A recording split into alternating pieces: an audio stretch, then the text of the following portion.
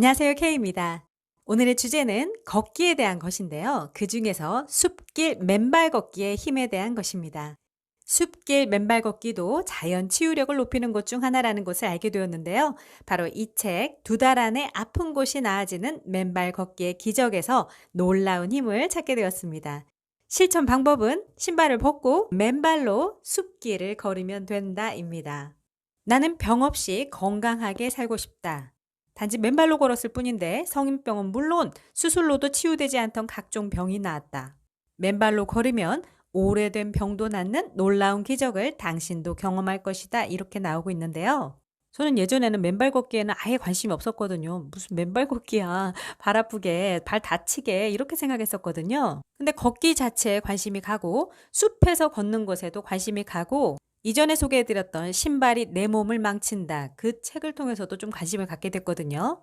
그 책을 통해서 관심뿐만 아니라 맨발 생활을 좀 더 늘려야 된다는 것을 잘 이해할 수 있었거든요. 근데 맨발 걷기를 이미 즐기고 있는 사람들이 숲길에서 맨발 걷는 것을 통해서 아픈 것을 치유하고 우리의 몸의 자연 치유력을 높이고 좀 더 건강한 라이프 스타일로 갈 수 있다는 것에 대한 좀 생각이 들었거든요. 근데 바로 이 책이 있더라고요. 맨발 걷기의 기적. 그래서 여러분들과 함께 나누려고 가져왔죠.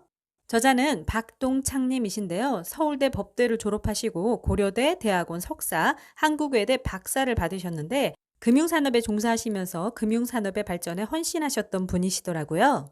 근데 저자가 맨발 걷기를 처음 알게 된 것은 2001년 봄 정도였는데요.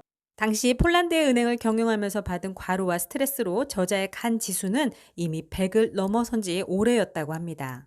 그리고 툭하면 찾아오는 불면증 등으로 건강 상태는 말이 아니었다고 합니다. 그래서 주치의로부터 이런 경고까지 받으셨대요.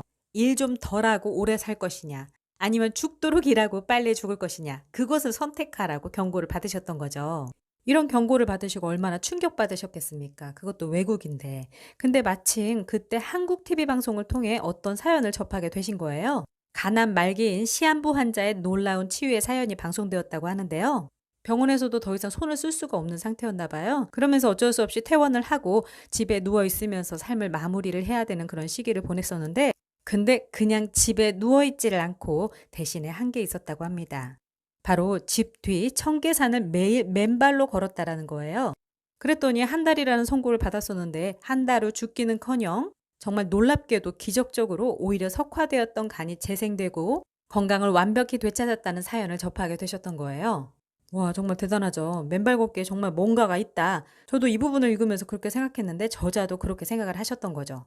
저 맨발 걷기에 무언가 알 수 없는 건강의 비결이 있다. 이 생각이 뇌리를 관통하였다고 합니다. 그러면서 지푸라기라도 잡는 심정으로 나아가서는 정말 유일한 희망이 되었겠죠? 이렇게 결심하셨던 거예요. 나도 맨발로 걸어보자. 그럼 저 청계산 노인처럼 간 수치가 정상으로 돌아오고 정상적인 건강을 되찾을 수 있을 거야. 이렇게 생각을 하게 됐다고 합니다. 그러면서 그 주말 봄볕이 따사로이 내리쪼이는 가운데 집 뒤에 있는 거대한 카마테 숲을 찾았다고 합니다. 그전에는 항상 운동화를 신고 찾은 숲길이었으나 그날은 숲 입구에서 신발을 벗어 양손에 들고 맨발로 숲길에 들어섰다고 합니다. 평생을 달고 살아온 신발의 굴레를 마침내 벗어 던진 것이었는데요. 그러면서 맨발로 흙을 밟았던 거죠. 숲길을 맨발로 걷기 시작하였던 거죠. 아기가 걸음마를 하듯 그렇게 숲속으로 자연으로 생명의 모태안으로 걸어 들어갔다고 합니다. 맨발과 흙의 첫 접촉, 맨발과 대지의 첫 만남, 그것은 경이로운 체험이었다고 합니다. 발바닥을 간지럽히는 마사토의 부드러움이 그러하였고 숲을 가득 메우고 있는 푸른 풀과 나무들의 맑고 청신함이 그러하였다고 합니다. 맨발을 타고 온몸으로 전해오는 숲길의 싱그러운 기운이 발걸음을 가볍게 했다고 합니다. 그것은 대지와의 오랜 격리를 해소하는 뜻깊은 의식이었고 맨발로 땅을 밟으며 어머니 대지와 일체가 되는 하빌의 첫걸음이었다고 합니다. 그 첫걸음이 시작이었던 거죠. 난생 처음 해보는 그런 경험. 그 경험은 잊지 못한 순간이었을 텐데요. 그렇게 하면서 기분 좋게 맨발 걷기를 하셨던 것 같아요. 생각했던 것보다 훨씬 더 괜찮았던 거죠. 그러니까 우리는 정말 안 해보면 모릅니다. 해봐야지 아는 거예요. 우리 가족과 함께 숲을 자주 다녀야 되겠다. 그리고 숲에 가게 되면 이 숲길 맨발 걷기를 꼭 해봐야 되겠다. 한 5분, 10분 이렇게 시작하면서 괜찮으면 20분, 30분 조금씩 늘려갈 수 있는 거죠. 저자는 그렇게 맨발 걷기를 시작하면서 맨발 걷기에 따른 신체상의 변화 그리고 정신의 변화를 글로 기록하였다고 합니다.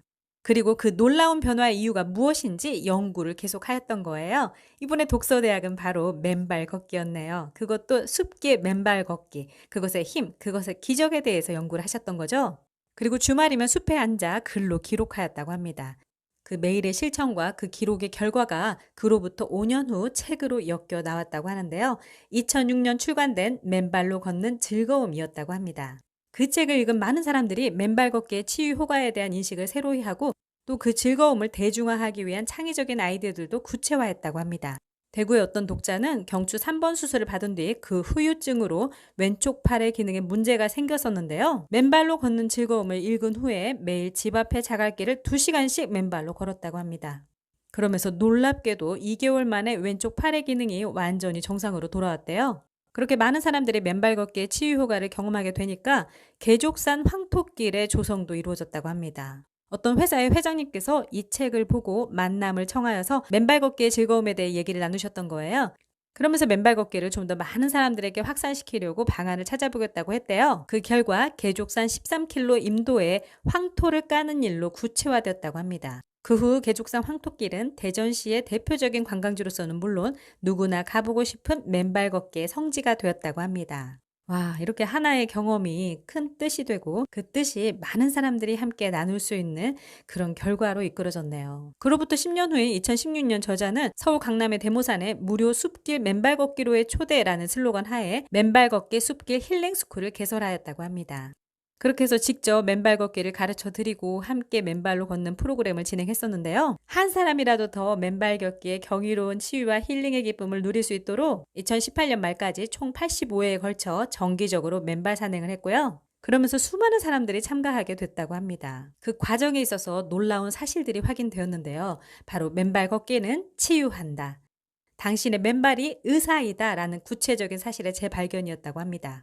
그 많은 사람마다 가지고 있는 자신만의 건강에 문제가 있잖아요. 그런 것들이 많이 개선되는 것을 느끼면서 정말 이 맨발 걷기를 통해서 정말 아픈 곳이 나아지는 맨발 걷기의 기적을 누렸던 거죠. 제가 예전에 리뷰해드렸던 걷기만으로도 병의 90%는 낫는다. 그 책에 나왔던 것처럼 정말 맨발 걷기도 굉장히 치유의 효과가 확실하게 있는 것 같아요. 그냥 걷기만 해도 좋은데 맨발 걷기가 또 좋은 이유가 또 나오거든요. 그렇다면 이렇게 아픈 곳이 나아지는 맨발 걷기의 힘, 이게 어떻게 일어나는 것일까? 왜 그럴까? 과학적인 근거가 좀 궁금하잖아요. 첫 번째는 조물주의 설계도에 따른 삶의 방식이라고 합니다. 이 부분은 이전 영상에서도 우리의 발의 모양 자체가 원래 그렇게 잘 설계되어 있다고 그 근거에 대해서 말씀을 드렸었는데요. 기계류나 전자제품은 각각의 제품 설계도에 따른 사용법을 달리 설명하고 있죠. 만약 제품 설계도에 따른 용법을 충실하게 따르지 않으면 어떻게 될까요? 머지않아 고장이 나겠죠. 인간도 그 원리에 예외가 될 수 없다고 하는데요. 조물주가 인간을 창조하실 때 인간은 숲길이나 사바나의 거친 들판을 맨발로 걸음으로써 모든 신체의 기능이 정상으로 작동하게끔 그 운영 기제를 설계해 놓으셨다고 합니다. 인류는 처음부터 신발이 있었던 게 아니었잖아요. 시멘트 길이나 아스팔트 길도 없었던 거죠. 즉, 애초 조물주가 인간을 창조하실 때 인간은 맨발로 숲길이나 거친 들판을 걷거나 달림으로써 발바닥을 통한 혈액의 펌핑 기능이 작동하여 심장의 기능을 보완할 수 있도록 설계해 놓으셨다고 합니다. 우리가 가진 심장의 작동 그 하나만으로는 온몸의 혈액이 위아래로 원활하게 도는 데는 역부족이기 때문이라고 합니다. 맨발로 거친 길을 걷거나 달림으로써 돌멩이, 나무뿌리 등 무수한 땅 위의 재료들을 맨발로 밟음으로써 발바닥의 지압점들이 자연스럽게 지압되고 따라서 혈액이 몸의 각 기관이나 장기의 위에서 아래로 또 아래에서 위로 원활하게 공급되도록 하는 거죠. 그러면서 몸의 작동 기제와 관련한 기능들이 정상적으로 작동하도록 설계해 놓으신 것이라고 합니다. 다시 말해 그렇게 맨발로 걷거나 달릴 때 몸의 각 기관과 장기가 정상적으로 원활하게 작동하도록 인간의 몸을 애초부터 그렇게 설계했다라고 합니다. 그리고 조물주는 인간의 몸에 염증이나 상처가 났을 때 그런 염증을 치료하기 위해 몸 자체에서 방위병을 내려보내도록 설계했다고 하는데요. 애초에 염증 치료에 순기능을 하도록 설계된 정기적으로는 양전하를 띤 활성산소, 그 활성산소가 바로 그것이라고 합니다. 우리는 활성산소 하면은 몸의 대사가 이루어지고 나서 그냥 찌꺼기들, 노폐물들 이렇게만 생각했었는데 이게 원래 염증 치료에 순기능을 하도록 설계된 것이라고 하는 거죠. 그런데 그렇게 생겨난 활성산소가 몸의 염증을 다 치료하여 임무를 마친 후에는 맨발로 걸을 때 즉각 땅 속에 음전하를 띤 자유전자와 결합하여 중화한 후에 몸 밖으로 배출되도록 설계되어 있다고 합니다. 와, 그렇군요. 동시에 몸속으로 들어온 자유전자는 적혈구의 표면 전하를 올림으로써 혈액의 점성을 낮추고 혈액의 속도를 높여 심혈관 질환 등이 발병하지 않도록 설계되어 있다고 합니다. 와, 정말 의학적인 설명이죠. 근데 어떻게 됐죠? 근데 우리가 문명사회가 되면서 밑창을 댄 신발을 신고 걷잖아요. 그러니까 몸속에 있던 이제 임무를 다 마친 활성산소가 땅속으로 배출될 기회가 차단되었다고 하는 거죠. 그 결과 염증 치료의 임무를 마친 활성산소는 몸 밖으로 배출되지 못하고 몸속을 돌아다니다가 멀쩡한 세포를 공격하고 몸의 면역력이 약화한 틈을 타서 암세포로 돌변한다고 합니다. 이렇게 배출되지 못한 활성산소를 통해서 성인병이 발병하거나 노화도 급속하게 진전해서 치명적인 증상들로 나타난다고 합니다. 또한 신발을 신고 생활함으로써 땅속의 자유전자가 몸속으로 들어오지 못하게 차단되니까 적혈구의 제타전이라고 하는 그런 게 있나 봐요. 그것을 높이지 못해 혈액의 점성이 높아지고 혈류의 속도가 낮아지는 등 심혈관 질환과 뇌 질환의 근원적인 발병 원인이 된다고 합니다. 결국 애초 조물주는 인간이 맨발로 걸으며 활동하도록 설계하셨던 거고요. 근데 이제 우리는 그것들을 다 차단하는 방식의 삶을 살아가고 있었던 거죠. 이제 우리가 이런 것을 알게 됐으니까 이 부분을 잘 이해하시고 받아들인 분이시라면 이제 이렇게 숲길 맨발 걷기 이거를 이따금 안 할 이유가 없죠. 일부러라도 주말이라든가 아니면 주변에 작은 동산이나 숲길이 있다면 무조건 해야 되겠죠. 조금씩이라도. 저도 그러니까 이걸 읽고 나서 정말 이렇게 꼭 해야 되겠다 이런 생각이 들더라고요. 그래서 우리 시청자님들과 꼭 나눠야 되겠다 이런 생각이 들었던 거죠. 그러면서 왜 맨발 걷기, 특히 숲길 맨발 걷기를 해야 하는지 두 번째 이유로서 산무의 자연치유 종합병원이기 때문이라고 합니다. 산무, 그게 바로 뭐냐면 입원 절차가 없죠. 까다로운 복잡한 입원 절차가 없는 거예요. 병상도 없죠. 진료비, 치료비, 그런 병원비도 없는 거예요. 내 몸을 스스로 치유할 수 있는 종합병원인 거죠. 혈액순환을 개선하고 자가 치유를 하고 면역력을 증진시키고 정신적인 안정, 스트레스 해소, 또 숙면에 이르기까지 등등등등 사실 너무 많죠. 그리고 활성산소 내보내죠. 자연의 기운을 다시 받아들이죠. 이렇게 우리는 자연과 밀착돼서 이렇게 순환하는 과정을 통해서 우리가 자연 치유력을 높일 수 있다는 거예요. 정말 자연치유의 종합 서비스라고 볼 수 있겠네요. 걷기 자체도 그렇지만 이렇게 숲길 맨발 걷기를 통해서 우린 더 잘 해낼 수 있는 거죠. 우리 삶의 건강한 라이프 스타일을. 원래 걷기만으로도 전신 운동이 되잖아요. 다이어트도 제대로 할 수 있고요. 몸에 활력과 의욕을 주고요. 뇌를 자극하고 요통치료, 고혈압치료, 금연치료, 또 뇌가 젊어지는 것 등등 이점은 너무나 많거든요. 근데 숲길 맨발 걷기는 거기에 플러스 알파의 치유를 이루게 해준다고 합니다. 왜냐하면 우리가 발 마사지, 발 지압 이런 것들을 많이 보잖아요, 주변에서. 발에는 정말 아주 다양한 발 지압점들이 있거든요. 발 지압점 분포도 그게 여기 안에 나오는데 정말 많아요. 뇌부터 시작해서 척추, 뇌하수체, 부갑상선, 갑상선, 위, 췌장, 십이지장, 소장, 요관, 방광, 눈, 귀, 폐, 어깨, 심장, 직장, 항문, 신장, 간, 부신 등등등. 발은 또 하나의 인체로 그렇게 분포되어 있거든요. 발 지압점이. 근데 이 발바닥의 모든 지압점을 돌멩이, 나무뿌리, 나뭇가지 등 땅 위의 여러 재료들로 자연적으로 발 마사지를 할 수가 있는 거죠. 우리가 발 마사지만 받아도 굉장히 시원하잖아요. 발만 이렇게 주무르고 스트레칭만 해줘도 굉장히 시원하잖아요. 근데 이렇게 땅의 기운과 함께 하는 거죠. 그걸 바로 earthing이라고 하더라고요. EARTHING, earthing. 얼싱은 2010년 미국의 전기기술자 클린트 오버, 이 사람과 심장의학자인 스테판 시나트라 박사가 있었는데요.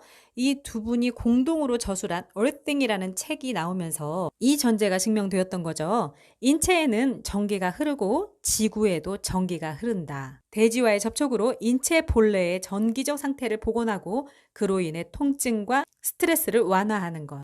그것이 얼싱이다 라는 이론이 세워졌다는 거죠. 에너지의학의 저자인 제임스 오슈만 박사는 이 책의 서문에서 접지, 한국말로는 접지라고 하거든요. earthing, 이 접지는 인체 본연의 전기적 상태를 복원하고 유지해서 일상생활에서 최상의 건강 상태로 활동할 수 있게 해준다고 하는 거죠. 태고적부터 존재해온 자연적인 땅속 에너지는 최상의 항염증제이자 항노화제다라고 정의하였다고 합니다. 와, 이쯤 되면 정말 맨발 걷기 이걸 안 할 수가 없죠. 특히 숲길 맨발 걷기 반드시 해야 되겠죠. 그래서 마지막으로 이 책의 목차를 보면 머리글에는 단순 용이 무비용의 세상에 없던 새로운 건강 추구 방식, 바로 맨발 걷기죠. 숲길 맨발 걷기. 이 맨발로 걷는 즐거움. 그것이 바로 이제는 즐거움뿐만 아니라 치유로의 진화가 이루어졌다는 거죠. 1장에는 맨발 걷기는 건강과 치유의 비답, 치유와 생명의 걸음, 조물주의 설계도에 따른 삶의 방식, 맨발로 걷는 숲길은 산무의 자연 치유 종합병원, 걷는 것만으로는 이룰 수 없는 플러스 알파의 치유를 이룬다. 당신의 맨발이 의사이다. 걷기라는 것만으로도 당신의 두 다리가 바로 당신의 의사이다라고 얘기하고 있는데요. 우리의 맨발도 바로 우리의 의사라는 거죠.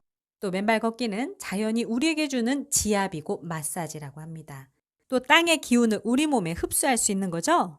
바로 그 기운은 지구의 에너지장이자 전기장에서 분출되는 기운인데요. 우리가 사는 지구는 태양 방사선, 번개, 지구 핵 등에서 나오는 열 등으로 끊임없이 충전되는 거대한 배터리와 같다고 합니다.